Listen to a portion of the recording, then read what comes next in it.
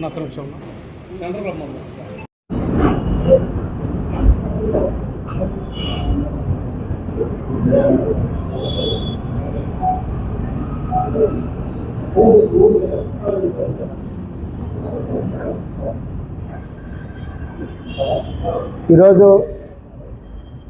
అనంతపురం నగరంలో యువతను రాజకీయంగా మేల్కొల్పాలి, యువత సమాజం పట్ల అభివృద్ధి చైతన్యం వైపు అడుగులు వేయాలి. మరియు మహనీయులు స్వామి వివేకానంద జయంతి ఘనంగా పురస్కరించుకొని ఆల్ ఇండియా రివల్యూషనరీ ఫోరం ఆధ్వర్యంలో, యూత్ ఫోరం ఆధ్వర్యంలో ఆయనకి ఘనంగా నివాళులు కూడా అర్పించడం జరుగుతుంది. మరి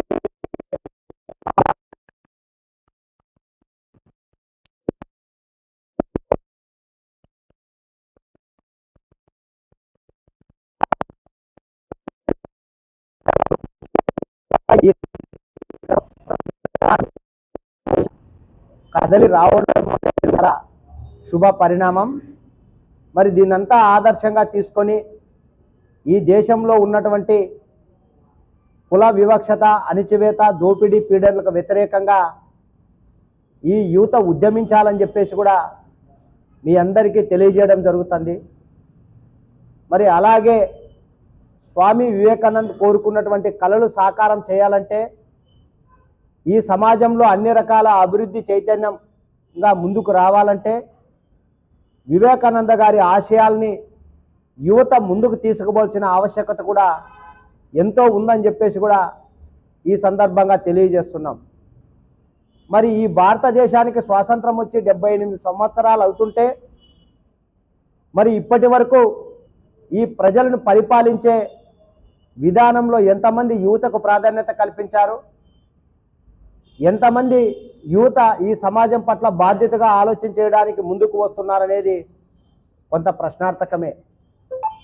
మరి గమనించాలి, రాజకీయ పార్టీలు కానీ లేకుంటే ఇతర సామాజిక వర్గాలకు సంబంధించినటువంటి కులాలు కానీ యువతని ముఖ్యంగా రాజకీయంగా ముందుకు తీసుకురావడంలో చాలా విఫలమవుతున్నట్లుగా కూడా మనకు తెలుస్తుంది. రైట్, అందరికీ జై భీమ్.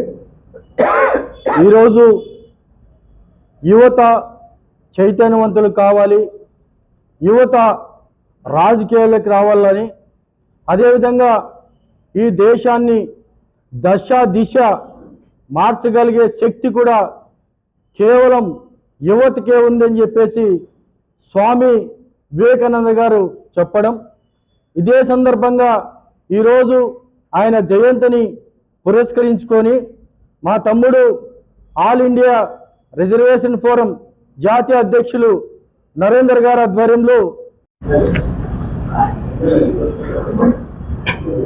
స్వామి వివేకానంద జయంతిని పురస్కరించుకొని ఇక్కడికి వచ్చినటువంటి యువజనులకు, ఇక్కడ ఉన్నటువంటి పెద్దలకి అందరికీ ధన్యవాదాలు తెలుపుకుంటూ, ముఖ్యంగా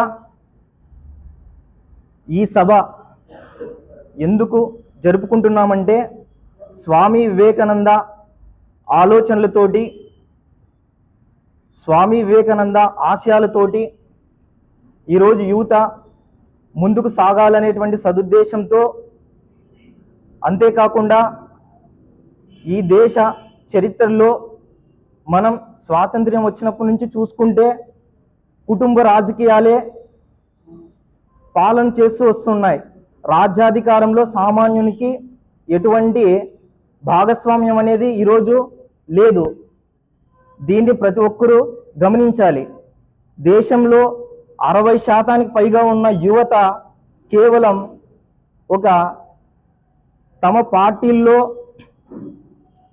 కార్యకర్తలుగా, జెండాలు మోసే ఒక వ్యక్తులుగా మాత్రమే మిగులుతున్నారని, వాళ్ళకి రాజ్యాధికారంలో ఎటువంటి భాగస్వామ్యం ఈరోజు కనిపించడం లేదనేటువంటి ఉద్దేశంతో ఇంత అత్యంత చైతన్యమైన యూత్ ఉన్న ఈ దేశం ఒక వరంగా ఉండాలే కానీ ఇది మన దేశానికి ఒక శాపంగా మారుతుంది.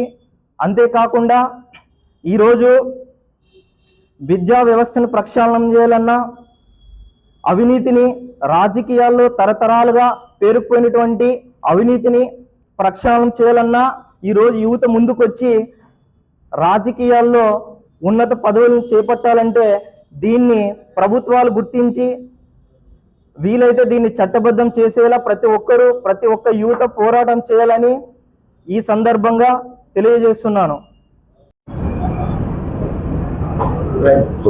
ముందుగా అందరికీ జై భీమ్. నా పేరు సాకే కుల్లాయప్ప, ఎస్సీ జనసంఘం రాష్ట్ర వర్కింగ్ ప్రెసిడెంట్, కర్ణాటక స్టేట్ ఇన్ఛార్జిగా పనిచేస్తున్నాను. ఈరోజు నాకు మిమ్మల్ని చూస్తూ ఉంటే చాలా ఆనందంగా ఉంది. 2014 సంవత్సరంలో నేను కూడా తెలియని వయసులో ఎస్సీ జనసంఘంలోకి రావడం జరిగింది.